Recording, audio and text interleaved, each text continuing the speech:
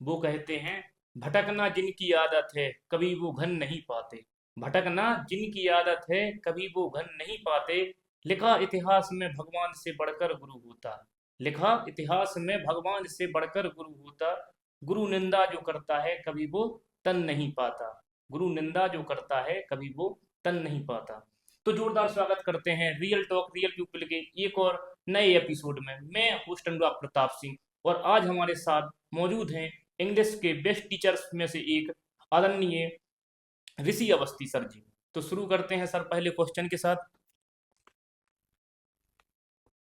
Sir आपका स्वागत है। सबसे पहले आप बचपन के बारे में बताइए, क्या आपने कभी सोचा था कि आपकी पहचान एक अंग्रेजी शिक्षक के रूप में बनेगी? अब मैं सच कहूँ तो वैसे मैंने टीचर के बारे में तो नहीं सोचा था, लेकिन मैं यूपीएससी या जो सिविल सर्विसेज है उनमें जाना चाहता था। तो मेरी तैयारी भी उसी मोड़ पर थी, लेकिन कहते हैं किस्मत जो करती है वही होता है। तो लेकिन ये भी मुझे खुशी है कि मैं एक अंग्रेजी का शिक्षक हूँ और मुझे अच्छा लग रहा है इस प्रोफेशन में आकर के भी। तो सोचा नहीं था, लेकिन ठीक है, किस्मत यहाँ पर लेकर के आई सर आपने 2009 में कोचिंग के माध्यम से अंग्रेजी पढ़ाना शुरू किया। है। बिल्कुल। उस समय यह सफर कैसे शुरू हुआ? पहली क्लास का अनुभव कैसा था आपका? जब मैंने यहाँ पर मढ़ौरा में आकर के और यहाँ पर आकर के देखा कि इस क्षेत्र में शिक्षा की जो है वो स्थिति जो है वो बड़ी चिंताजनक है, तो फिर मैंने शुरुआत की अपने पहले बैच की। और जब मैंने पहला बैच पढ़ाया तो कुछ एक छात्र थे, और मोहल्ले के जितने छात्र थे उन्हीं को पढ़ाना शुरू किया, और वहाँ से जो जर्नी स्टार्ट हुई है तो फिर वो पीछे मुड़ कर के नहीं देखा, आगे बढ़ते ही गए। 2012 में आपने ज्योतिबा राव फूले स्कूल में पढ़ाया, वहाँ का अनुभव कैसा था आपका? जब मैंने पहली बार किसी प्राइवेट स्कूल में पढ़ाया तो वहाँ का जो स्टाफ था वो वाकई मतलब सपोर्टिंग था, और हमारे जो प्रबंधक थे पूर्व विधायक श्री फेरन लाल अहिरवार जी, उनके प्रबंधक के रूप में भी वहाँ पर जो व्यवहार था वो शिक्षकों के साथ बहुत अच्छा रहा। और मेरा पहला जो मतलब प्राइवेट कॉलेज में पढ़ाना था वो बड़ा सफल रहा, और मुझे वहाँ से फिर और आगे पढ़ाने की इच्छा जागृत हुई कि अब बस इसी क्षेत्र में आगे नाम कमाना है। सर पहले आपने कोचिंग स्टार्ट की। हाँ, पहले मैंने शुरुआत में, क्योंकि जब इस प्रोफेशन में आना था तो मैंने कहा चलो कुछ बच्चों को पढ़ा करके देखते हैं। शुरुआत में कैसे क्या मतलब उसके फील्ड में जाना था, तो फिर छोटे बच्चों को पढ़ाना, फिर धीरे धीरे आगे बढ़ना, फिर उसी में जो जैसे ही पता चला जो प्राइवेट स्कूल्स वाले हैं तो उन्होंने फिर मुझे बुलाया, और फिर मैंने वहाँ पर भी सेवाएं दी 2009 में।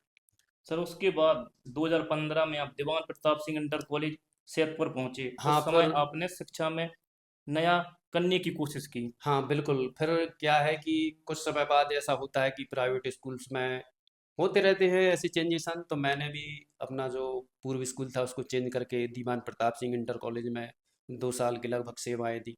इसके बाद मैं फिर और आगे बढ़ा, और फिर महरौनी में जो संघ के द्वारा चलाए जाने वाला स्कूल है सरस्वती विद्या मंदिर, उसमें भी सन 2016 से मैंने अपनी सेवाएं दी 2020 तक, यानी कि 4 वर्ष लगभग। सर विद्या मंदिर की जर्नी के बारे में बता सकते हैं आप क्या? अपने क्षेत्र में अगर शिक्षा के रूप में देखें, वैसे तो सभी यहाँ के जितने भी प्राइवेट स्कूल्स हैं सब बेस्ट एम बेस्ट हैं, लेकिन मुझे ऐसा लगता है कि अगर रियलिटी में कहीं पर वास्तविक संस्कार के साथ साथ शिक्षा अगर कहीं पर मिलती है तो वो है सरस्वती विद्या मंदिर इंटर कॉलेज। सर 2021 में आपका चयन सरकारी शिक्षक के रूप में हुआ। नियुक्ति का वह पल कैसा था? सबसे पहले यह खुशखबरी आपने किसे सुनाई? जब मैंने 2018 में जो है मध्य प्रदेश शिक्षक भर्ती का जो है एग्ज़ाम दिया, उसमें मेरे अच्छे अंक आए और मेरा सिलेक्शन हो गया। उसके बाद मुझे काफ़ी समय तक वेट करना पड़ा, क्योंकि कुछ सरकारों के चेंजेसन की वजह से जो भर्ती थी वो कुछ समय के लिए रुकी हुई थी, हेल्ड थी। उसके बाद में 2021 में जो है फिर मेरा ज्वाइनिंग लेटर आया। मुझे जैसे ही पता चला कि मेरा सिलेक्शन हो गया है तो मैंने सबसे पहले अपने पिताश्री को बताया, और अपने बड़े भाई को। पिताश्री बड़े खुश थे, और मुझे भी ऐसा लग रहा था कि मैंने एक लंबे समय तक प्राइवेट स्कूल्स में पढ़ाया, कोचिंग पढ़ाई, बस अच्छा खासा कमा रहा था मैं। ऐसा नहीं है, कोचिंग में अच्छा खासा कमा रहा था, लेकिन कह देना कि सरकारी नौकरी का जो ठप्पा होता है ना, उसकी बहुत ज़रूरत थी। तो जैसे ही मुझे पता चला कि मेरा सिलेक्शन हो गया मुझे बड़ी खुशी हुई। सर कहते हैं कि किसी शिक्षक की सबसे बड़ी कमाई उसके विद्यार्थी होते हैं। जब आपके छात्र गोविंद राजपूत भारतीय नौसेना में पहुंचे, तब आपको कैसा महसूस हुआ? ये बिल्कुल सत्य बात है कि शिक्षक की असली कमाई उसके छात्रों का सफल होना होता है। तो जब मुझे पता चला कि मेरा एक विद्यार्थी एनडीए का एग्ज़ाम क्रैक करके और जो है वो नेवी में पहुंचा, तो मुझे बहुत खुशी और वो मिलने आया तो मुझे उसने जैसे ही मेरे पैर छुए तो मैंने कहा पैर छूने की ज़रूरत नहीं है बेटा, गले लगने की ज़रूरत है। क्योंकि मेरा मतलब मेरी लाइफ का वो पहला विद्यार्थी था जो किसी सरकारी जॉब में सेलेक्ट हुआ था। तो मुझे उस समय पर बहुत खुशी हुई। आपकी छात्रा हिमांशी मैम आज असिस्टेंट कमिश्नर हैं, उनकी सफलता को आप किस नज़र से देखते हैं, विस्तार में बताइए। हिमांशी जैन मेरी सबसे प्रिय विद्यार्थी रही है। ये मतलब जब से मैंने कक्षा 9 से उसको पढ़ाया, उसकी पढ़ने में बड़ी लगन थी हमेशा से उसने। और उसकी जो मैं इंग्लिश पढ़ाया करता था, तो उसकी जो राइटिंग थी, लिखने का जो स्टाइल था, वो भी बहुत ही प्यारा था और लगनशील छात्रा रही है। और जब भी वो यूपीएससी की या सिविल सर्विस की तैयारी कर रही थी दिल्ली में, तो वह हमेशा मुझसे संपर्क में रही। मतलब जब भी उसको कहीं पर भी ज़रूरत पड़ी उसने हमसे संपर्क किया। और हिमांशी जैन, मुझे मालूम था कि वो निश्चित रूप से किसी ना किसी अच्छे पद पर जरूर पहुंचेगी। और जब मैं अ, उसका सिलेक्शन हुआ तब मैं उस समय स्कूल में था और जैसे ही मुझे पता चला, मेरी खुशी का ठिकाना नहीं था कि मेरी एक और छात्रा जो है अच्छे से अच्छे पद पर पहुंच गई है, असिस्टेंट कमिश्नर। और ये कॉमर्शियल डिपार्टमेंट में है, कॉमर्शियल टैक्सेशन में। तो मुझे बड़ी खुशी हुई क्योंकि वो छात्रा थी भी और मुझे लग रहा था कि अभी भी वो हार नहीं मानेगी। उसका ड्रीम कुछ और है, वो मुझे बताती रहती है, अभी भी वो तैयारी में लगी हुई है इतना अच्छा पद पाने के बाद भी। सर जैसे सचिन नामदेव, वकील सेन, गौतम राजपूत, किरण साहू और कामिनी साहू पुलिस विभाग में हैं, क्या इन सभी की तैयारी के बारे में बताइए आप। हमारे अब वैसे तो कई स्टूडेंट ऐसे हैं जो विभिन्न प्रकार के पदों पर हैं, विभिन्न प्रकार की सरकारी सेवाएं दे रहे हैं। और जो अभी आपने नाम बताए हैं सबके सब मेरे विद्यार्थी उत्तर प्रदेश पुलिस में हैं। और ये एक कहें तो ये जो विद्यार्थी होते हैं ना, ये मतलब कहते हैं ना कि पूत के जो पाँव हैं वो पालने में ही दिखाई दे जाते हैं। जब एक कक्षा 9th में मेरे पास पढ़ने आते थे तभी मुझे पता चल जाता था कि ये विद्यार्थी बहुत आगे जाने वाले हैं।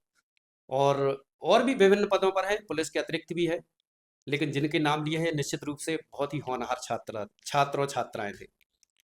आपकी भतीजी भी पुलिस में है, हाँ, मेरी रिश्तेदार और छात्र इन दोनों भूमिकाओं में उन्हें पढ़ाने का अनुभव कैसा रहा। ये मैंने कभी ये नहीं देखा, मेरी कोचिंग में कोई भी विद्यार्थी है तो मैं कभी ये नहीं देखता कि ये मेरे परिवार का है या ये कौन है। मेरे लिए उस समय पर विद्यार्थी विद्यार्थी होता है। तो मेरी जो भतीजी है उसको भी मैंने विद्यार्थी के रूप में ही ट्रीट किया, मेरी कोचिंग में भी। और मैंने ऐसा नहीं कि उसको घर पे अलग से पढ़ाया, बिल्कुल नहीं। जो कोचिंग में पढ़ाया वो सभी छात्रों को समान रूप से मैंने पढ़ाया है। अखंड प्रताप सिंह आज वकील हैं, क्या उनके अंदर आपको शुरू से ही यह क्षमता दिखाई देती थी। हाँ, कुछ विद्यार्थी ऐसे थे ना जो मतलब पता चल जाता है कि ये लगभग किस फील्ड में जाने वाले हैं। तो हमारे जो अखंड प्रताप सिंह हैं, वो वकील हैं, तो शुरू से पता चल जाता है कि वो इंटरेस्ट से पता चल जाता है। छात्र अब लंबे समय तक अगर आप पढ़ाएं ना, तो छात्रों के चेहरे को देख करके ही पता चल जाता है कि ये भविष्य में क्या करने वाला है। उसके हाव भाव, उसके बोलने के तरीके से पता चल जाता है कि ये आगे जाकर क्या करने वाला है। जब आपके इतने विद्यार्थी अलग अलग क्षेत्रों में सफलता हासिल करते हैं, तब आपको सबसे अधिक गर्व किस बात पर होता है। सच कहूँ तो मुझे सबसे बड़ी प्रसन्नता इस बात पर होती है कि जो बोलते ना कि जब पेड़ लगाया है ना तो फल मिलेगा। तो मुझे पता चलता है कि हमारे छात्र जब सेलेक्ट हुए हैं गवर्नमेंट सेवाओं में, तो मुझे ऐसे लगता है कि जैसे हमें मेरा ही सिलेक्शन हो रहा हो हर फील्ड में, मैं ही हर जगह जा रहा हूँ, क्योंकि वो आखिर स्टूडेंट हमारे ही होते हैं। आपको अंग्रेजी पढ़ाते हुए 17 साल हो चुके हैं, बिल्कुल। आपके अनुसार एक अच्छे अंग्रेजी शिक्षक की सबसे बड़ी पहचान क्या होती है। अगर अंग्रेजी शिक्षक की पहचान की जाए तो सबसे है कि वर्तमान समय में जो नई शिक्षा नीति है उसके अनुसार जो शिक्षा दी जा रही है वो ये है कि बच्चों को शिक्षा के साथ साथ टेक्निकल ज्ञान भी दिया जाए। और अगर इंग्लिश पढ़ा रहे हैं तो उसमें जो टेक्निकल ग्रामर है उसका भी छात्रों को परिचय कराया जाए और उससे भी उनको उसी माध्यम से शिक्षा दी जाए, मतलब टेक्नोलॉजी का सहारा लेकर के। तो वो हमें लगता है कि बच्चों के लिए ज़्यादा फायदेमंद रहेगी। सर जैसे आज के बच्चों को अंग्रेजी सीखने में सबसे बड़ी समस्या क्या लगती है। मुझे लगता है कि सबसे पहले तो ये जो छोटे छोटे से अपने जो रीजनल लैंग्वेज होती है ना, ये थोड़ी सी बाधक बनती हैं इंग्लिश सीखने में। क्योंकि क्या होता है, अपन जो है वो बुंदेलखंड एरिया से आते हैं, तो यहाँ के बच्चों की जो बुंदेलखंडी लैंग्वेज है, उससे उन्हें अंग्रेजी सीखने में थोड़ी सी कठिनाई होती है। मैं अपने क्षेत्र की बात करूँ, और ऑल ओवर देखा जाए तो विद्यार्थियों को अंग्रेजी सीखना कोई कठिन काम नहीं है। ये भी एक प्रकार का कोई विषय भी नहीं है। बच्चे अगर इसे विषय मान के चलेंगे तब भी नहीं सीख सकते। अगर सीखना है तो ये विदेशी लैंग्वेज है, तो इसे भाषा के रूप में सीखा जाए। जैसे हम हिंदी में अपनी धीमे धीमे करके सीखते हैं, वैसे ही अंग्रेजी को भी धीमे धीमे सीखना चाहिए। सर जैसे कई लोग होते हैं उनकी ग्रामर भी मजबूत रहती है, टेंस भी उनको आती है, लेकिन स्पीकिंग नहीं बोल पाते स्पीकिंग, वो। हाँ, ये बहुत अच्छा प्रश्न है। ग्रामेटिकल जो इंग्लिश है और जो स्पीकिंग लैंग्वेज है इंग्लिश, इन दोनों में बहुत अंतर है। क्योंकि ग्रामे जो स्पीकिंग लैंग्वेज होती है उसमें मतलब थोड़ी बहुत ग्रामेटिकल मिस्टेक हो सकती हैं, लेकिन जो ग्रामर है वो, अगर ग्रामर पढ़ने का मतलब होता है, अगर अपने भारत में देखा जाए या अपने क्षेत्र में देखा जाए, तो ग्रामर पढ़ने का मतलब है आपको किसी जॉब को प्राप्त करना है या जॉब में जाना है, तो उसके लिए आपको ग्रामर बहुत ज़रूरी होती है। लेकिन बोलने में इस ग्रामेटिकल उतना यूज़ जो है ग्रामर का नहीं करते। क्या आपको कभी ऐसा छात्र मिला जिसे देखकर लगा कि यह कुछ नहीं कर पाएगा, लेकिन बाद में उसी ने सबसे बड़ी सफलता हासिल की? हाँ, ऐसा हुआ है, कई बार ऐसा होता है कि मैं जिस छात्र के लिए सोचता हूँ कि ये शायद मतलब वो ये ऐसा कहा जाता है कि वो छात्र जो है वो मतलब आत्म में समाये होते हैं, मतलब खुद में ही समाये होते हैं। वो ज़्यादा बोलते नहीं हैं, बात नहीं करते, अगर कोई प्रश्न पूछा जाए तो प्रश्न का उत्तर नहीं देते। ऐसे ही मुझे एक छात्रा का ध्यान आ रहा है। एक रूबी बुधौलिया नाम की एक लड़की थी, जो कक्षा 10th में हमारी पास कोचिंग में आती है। और वो, उससे अगर कभी पूछा जाए तो वो खड़ी हो जाती थी सिर नीचा करके। अगर कोई प्रश्न पूछा जाए कि चलो इसके बारे में बताओ, तो वो कभी नहीं बताती थी। लेकिन अगर उस समय के उसके अंकों की बात की जाए, तो जो टॉप 10 छात्र थे हमारी कोचिंग के, उन टॉप 10 छात्रों में उसने अपना स्थान बनाया। तब मुझे पता चला कि जरूरी नहीं है कि अपन जिस नज़र से किसी छात्र को देख रहे हैं वो वैसा ही निकले। हो सकता है वो अपनी सोच से भी अधिक आगे निकल सकता है। सर आपने बताया है कि आपकी प्रेरणा आपके माता पिता और बड़े भाई हैं। उन्होंने आपके जीवन में क्या भूमिका निभाई? बिल्कुल, ये सत्य बात है। मुझे जहाँ तक याद है कि मैं कक्षा 10 में जब पढ़ा करता था, और कक्षा 10 में सरस्वती मंदिर इंटर कॉलेज मढ़ौरा में मैंने पढ़ाई की, तो मैं और मेरे बड़े भाई साथ में रहा करते थे। तो जब भी मैं उस समय पे लाइट भी नहीं थी शायद जहाँ पर मैं रहता था, तो मुझे जो लैंप होता ना मिट्टी के तेल वाला, उससे मैं पढ़ा करता था। तो हमारे बड़े भाई जो है वो रात में 11-12 बजे तक हमें पढ़ने के लिए बोलते थे, और सुबह जैसे ही 4 बजते थे वो मुझे पुनः जगा देते थे। और मैं क्या करता था कि जब भी नींद आती, सुबह 4 बजे जाग गए, अब नींद आ रही है, तो हम क्या करते थे कि जहाँ पर बैठे हैं ना, वहीं पर जो खटिया होती ना, उसी के नीचे स्लाइड करके उसी के नीचे सो जाया करता था। तो जैसे ही बड़े भाई की पुनः नींद खुलती थी, वो तुरंत वहां से फिर से हमें पकड़ करके कान और फिर से बैठा दिया करते थे कि तुम्हें पढ़ना है। तो हमारे भाई का हमारे मतलब पढ़ाई में सबसे बड़ा रोल है, और माता पिता का आशीर्वाद और उनकी जो कृपा है, वो आज एक शिक्षक के रूप में मेरे ऊपर है। सर आपके फेवरेट शिक्षक राजेंद्र सिंह बुंदेला और दीनदयाल जाटव रहे। उनसे आपने कौन सी ऐसी सीख ली जो आज भी आप अपनाते हैं? राजेंद्र सिंह बुंदेला स्ट्रिक्ट टीचर, लेकिन उतने ही काइंड टीचर, बड़े ही दयालु। मैथ पढ़ाया करते थे जब मैं कक्षा 10वीं में था। तो जब वो आते थे ना, तो बच्चों का पता नहीं चलता था कि शोर कर रहे हैं तो एकदम खामोश। लेकिन पढ़ाने की उनकी जो टेक्निक थी, एक बार अगर उन्होंने कोई भी सवाल मैथ का अगर बता दिया ना, तो वो सीधे दिमाग में भर जाता था, एक ही बार में। दूसरे हमारे जो श्री दीनदयाल जाटव जी सर हैं, जब मैं कक्षा 12वीं में मदन मोहन मालवीय इंटर कॉलेज गुड़ा में पढ़ा करता था, तो मुझे वो अंग्रेजी पढ़ाया करते थे कला के टीचर, लेकिन अंग्रेजी पढ़ाया करते थे। उनके जो सिंथेसिस ट्रांसफॉर्मेशन जैसे टॉपिक जब उन्होंने पढ़ाए मुझे अंग्रेजी के, तो आज भी मुझे बिल्कुल हूबहू जैसे उन्होंने पढ़ाए हैं आज भी मुझे याद है। बड़े शालीन और विनम्र टीचर, मैं आज भी उनको याद करता हूँ, बस अब मुलाकात नहीं हो पाती है। सर आप भगवान शिव के बहुत बड़े भक्त हैं। आपकी भक्ति ने आपके जीवन और शिक्षण को किस तरह प्रभावित किया? बिल्कुल, ये सत्य बात है कि मैं भगवान भोलेनाथ का बहुत बड़ा भक्त हूँ। मैं शिक्षा के साथ साथ मेरा जो एक प्रकार से कह सकते हैं शौक या हॉबी जो है, वो ट्रैवलिंग की है। मुझे जब भी मौका मिलता है मैं उत्तराखंड चला जाता हूँ, या जहाँ पर भी शिव के मंदिर है मैं वहाँ पर जाता रहता हूँ। मैं बाइक से निकल जाता हूँ, केदारनाथ में होके आया हूँ, और जो उत्तराखंड में जितने भी चार धाम है, चारों धाम किए हुए हैं। तो मैं उनका अनन्य भक्त हूँ, और उसका कारण ये है कि जब भी मैं परेशानी में होता हूँ, मैं उन्हीं को याद करता हूँ, और हमारी समस्या हमेशा सॉल्व की है भगवान ने। हमने सुना है सर, जो लोग आर्थिक रूप से कमजोर और अनाथ होते हैं उनकी फीस नहीं लेते आप, ये बिल्कुल। सोच कहाँ से लाए आप? ये ऐसा था कि मैंने जब इस तरफ देखा तो जब मैंने पढ़ाना शुरू किया तो कुछ गार्जियंस आते थे और बोलते थे कि सर, मैंने कम से कम फीस में हमेशा पढ़ाया है, लेकिन फिर भी गार्जियन बोलते थे कि सर, मैं इतनी फीस नहीं दे पाऊंगा। तो फिर मेरे दिमाग में आया कि यार, अगर कोई शिक्षक किसी छात्र को पैसों की वजह से अगर शिक्षा से वंचित करता है ना, तो फिर वो शिक्षक के लायक नहीं है। तो मेरे मन में तभी से ख्याल आया कि जो भी आर्थिक रूप से कमजोर है, या जो ऐसे छात्र हैं जिनके माता पिता नहीं है, उनको क्यों ना निःशुल्क शिक्षा दी जाए। तो फिर वहीं से मेरे दिमाग में आइडिया आया कि चलो, इनकी फीस को अपन बिल्कुल या तो ना के बराबर कर देते हैं, या बिल्कुल माफ कर देते हैं। कभी किसी गरीब छात्र की सफलता ने आपकी आंखें नम कर दी हूँ, ऐसा कोई मूवमेंट साझा करना चाहेंगे आप? हाँ, बिल्कुल ऐसे अभी मैं बता रहा हूँ कि जो हमारे गोविंद राजपूत है जो लड़का, वो वाकई में मतलब थोड़ा सा आर्थिक उतना मजबूत नहीं था। तो मैंने उसे हमेशा से सपोर्ट किया है, और उसकी सफलता मुझे आज भी आंखें मतलब आंसू ला देती है। अगर आज किसी गरीब बच्चे के पास पढ़ने की इच्छा हो लेकिन फीस ना हो, तो आप उसे क्या संदेश देंगे? मैं हमेशा से जितने भी सोशल मीडिया है, जहाँ जहाँ पर मेरी आईडीज़ है, मैं उन पर हमेशा डालता रहता हूँ कि हमारे इस मढ़ौरा क्षेत्र में या आसपास कहीं भी जो हमारी कोचिंग तक आसानी से आ सकता है, और अगर वो पढ़ना चाहता है तो बिल्कुल निःशुल्क है।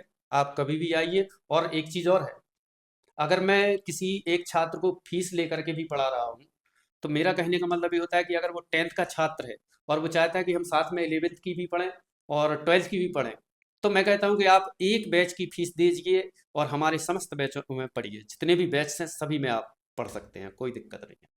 आज के माता पिता से आप क्या कहना चाहोगे कि बे बच्चे की पढ़ाई में कैसे सहयोग करें?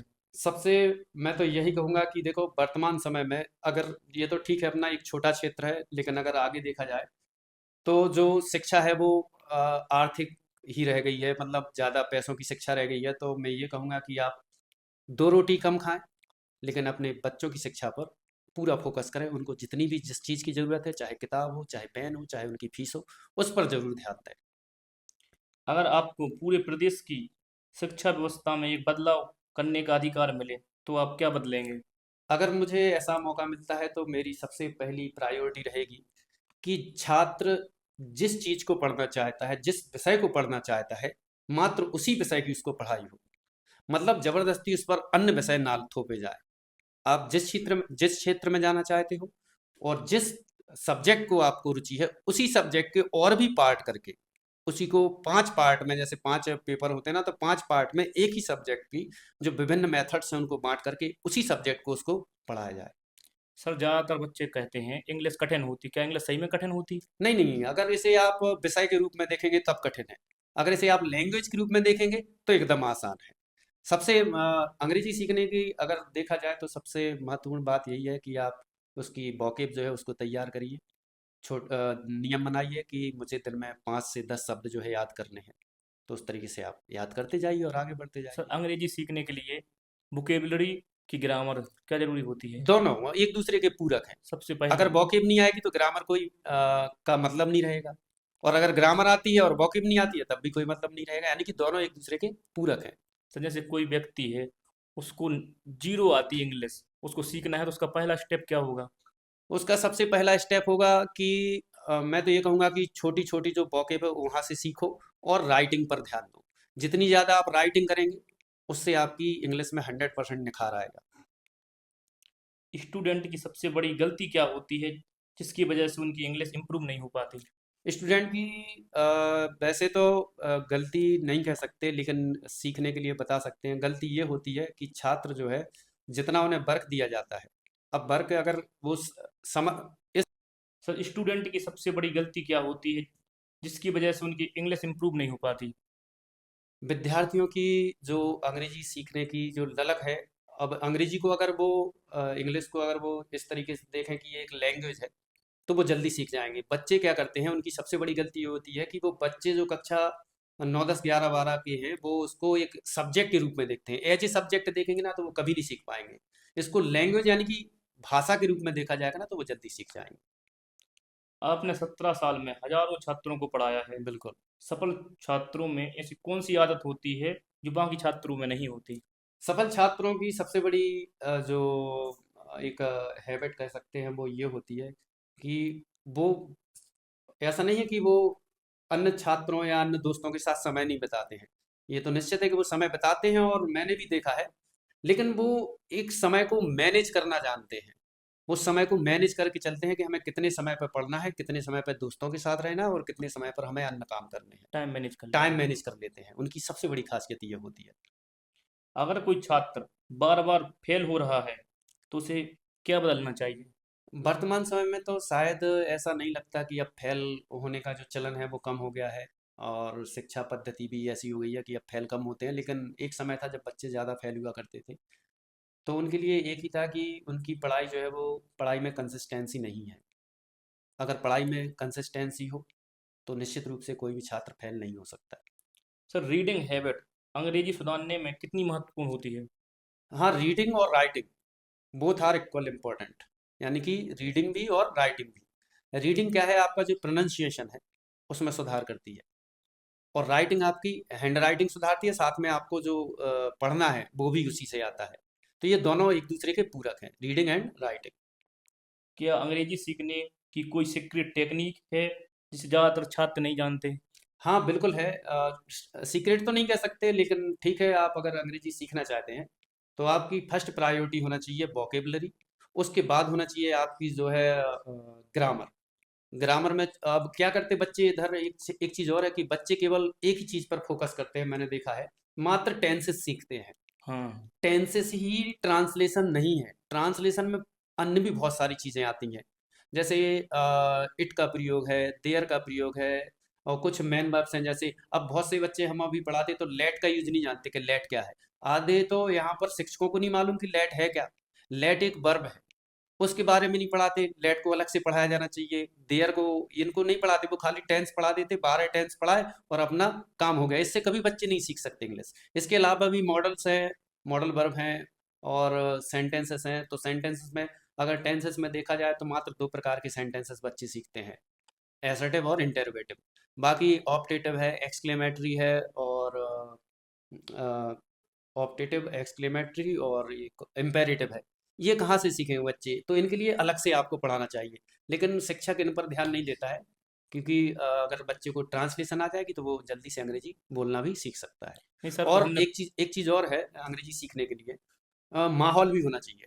अगर कुछ छात्र आपस में डिस्कशन करें ना, सीखने के बाद, ग्रामर सीखने के बाद, ट्रांसलेशन सीखने के बाद डिस्कशन करें तो बहुत जल्दी अंग्रेजी आ जाती है। और बोलने में अगर थोड़ी बहुत ग्रामेटिकल एरर होती है ना तो चलता है। जैसे अगर ग्रामेटिकल रूप में देखा जाए तो इफ के साथ देन नहीं लगाते। हाँ। इफ के साथ देन नहीं लगाते, लेकिन अब बोलते समय आप इफ के साथ देन लगा सकते हैं, नो प्रॉब्लम। तो ऐसी बहुत सारी चीज़ें हैं। जैसे मैंने एक व्यक्ति देखा है, उसने स्कूल का चेहरा भी नहीं देखा, लेकिन इंग्लिश स्पीकिंग हाँ, बहुत अच्छी बोलता वो है वो। क्या होता है ना कि वो कैसे मिलती है। अब आपने देखा होगा, अभी मैं खजुराहो गया था तो उधर मैंने देखा कि जो वहाँ के गाइड हैं, एक छो अब और आप देखते होंगे यूट्यूब वगैरह पे छोटे छोटे से जो हाँ। राजस्थान में चले जाओ या कहीं कहीं पर जो छोटे बच्चे गाइड करते हैं विदेशी सैलानियों को। तो एक तो मतलब गाइड ऐसा है कि वो 13 भाषाएं जानता है। वो हम्म। कैसे आती हैं? वो आती हैं आपस में डिस्कशन करने से, सुनकर सीखने से। तो भाषा ऐसे ही सीखी जाती है, कोई विषय नहीं है। भाषा को अपन क्या करेंगे कि दूसरे जो बोलते हैं उनको सुन करके ही सीख सकते हैं। सर, आपने बोला कोई शिक्षक ऐसे होते हैं कि 12 टेंस पढ़ाते हैं। बिल्कुल। हम मानते हैं, पर वो बोलते हैं कि पेपर में यहीं से आएगा। नहीं, हाँ, बस यही तो प्रॉब्लम है। आपने बोला कि अंग्रेजी को बोलना कैसे सीखा जाए। तो बोलने के लिए वो 12 टेंस केवल आपके एग्जाम के लिए परफेक्ट है, लेकिन बोलने के लिए वो 12 टेंस काफी नहीं है। नहीं। उनके अतिरिक्त भी आपको ट्रांसलेशन सीखनी होगी। अगर आपके सामने ऐसा छात्र आए जो कहे सर मुझसे इंग्लिश कभी नहीं होगी, तो आप उसे क्या जवाब देंगे? नहीं, नहीं हो सकती है। अगर वो कंटिन्यू आएगा और ऐसे छात्रों के बीच में बैठेगा जो थोड़ी बहुत अंग्रेजी जानते हैं तो 100% वो सीख सकता है। क्योंकि ये मैंने बताया आपको पहले ही कि ये कोई सब्जेक्ट नहीं है, ये लैंग्वेज है। अगर इसको लैंग्वेज के रूप में लिया जाएगा ना तो आप सीख सकते हैं, कोई प्रॉब्लम नहीं है। सर, एआई से इंग्लिश सीखना कितना फायदेमंद है? अब वर्तमान समय में देखा जाए तो एआई का अच्छा प्रचलन बढ़ा है। एआई जो है स्पीकिंग भी करती है, तो उसके उससे आपस में मैंने बताया ना कि डिस्कशन करने के लिए वो एक अच्छा टूल है, अगर आप चाहें तो उसको ला सकते हैं अपने उसमें। सर आज के समय में इंग्लिश सीखना कितना ज़रूरी है? वर्तमान समय में तो ये ग्लोबल लैंग्वेज कही जाती है, अंग्रेजी जो है वो, इंग्लिश जो है वो ग्लोबल लैंग्वेज है। आप कहीं भी जाते हैं, किसी भी देश में जाएं, तो आपको अंग्रेजी एक मतलब मीडियम होता है जो आपसे अपनी भावनाओं को दूसरों तक आप पहुंचा सकते हैं। तो विदेश में अगर जाते हैं, या वर्तमान समय में जैसे आप कंप्यूटर चला रहे हैं, या आपने बोला अभी एआई, तो ठीक है, एआई को भी जो सॉफ्टवेयर सीखने हैं या कुछ भी सीखना है, तो उनकी कोडिंग वगैरह जो है वो इंग्लिश में ही होती है, और उसी से आप उसकी उतनी ही महत्व है, बहुत महत्व है इंग्लिश का। सर इंटरव्यू में अच्छी इंग्लिश बोलने के लिए क्या तैयारी करें? इसके लिए सबसे पहले तो जो कॉन्सेप्ट है आपका वो क्लियर होना चाहिए कि आपको किस टॉपिक पर आप किस तरीके का इंटरव्यू देने जा रहे हैं। फिर उसी के अनुसार आपको तैयारी करनी पड़ेगी। और अगर आप किसी के सामने अंग्रेजी बोलते हैं, तो आपको सीधी सी बात है, कॉन्फिडेंस रहना है आपके अंदर, होना चाहिए। और अगर थोड़ी बहुत मिस्टेक भी हो रही ना बोलते समय, तो चलेगा। सर छात्रों के लिए आपकी टॉप 5 सलाह क्या होंगी? टॉप रुकना एक मिनट, इसके लिए थोड़ा सा, अगर विद्यार्थियों के लिए अंग्रेजी सीखने के लिए आप टॉप 5 सलाह की कहेंगे, तो सबसे पहले तो मैं जो अपनी क्लासेस में बोलता रहता हूँ कि understanding is better than writing. छात्र क्या करते हैं, लिखना स्टार्ट कर देते हैं, समझते नहीं हैं। तो पहली ये है कि सबसे पहले उसको समझें। दूसरी है, वोकैब याद करें। तीसरी, ग्रामर पर फोकस करें। चौथी, जो एरर्स हैं उन पर फोकस करें। और पांचवी है, आप संपूर्ण मतलब इंग्लिश को एक भाषा के रूप में पढ़ें। अंत में उन लोगों के लिए क्या संदेश देंगे जो इंग्लिश से डरते हैं? उनके लिए एक ही सलाह है कि आप अवस्थी सर की कोचिंग को ज्वाइन कीजिए, और बाकी फिर आपको तैयार करने की गारंटी हमारी है। करते हैं रैपिड फायर राउंड के साथ। सर ग्रामर या वोकेबलरी? बोथ। स्पोकन इंग्लिश या कॉम्पिटिटिव इंग्लिश? अगर आप बोलना चाहते हैं तो स्पोकन, और यदि आप जॉब चाहते हैं तो कम्पिटिटिव। स्ट्रिक्ट टीचर या friendly teacher? Strict teacher with kind heart. Sir online teaching या ऑफलाइन टीचिंग? ऑफलाइन टीचिंग हमारे ख्याल से ज़्यादा बेहतर है, क्योंकि उसमें आप टीचर से आमने सामने जुड़ सकते हैं।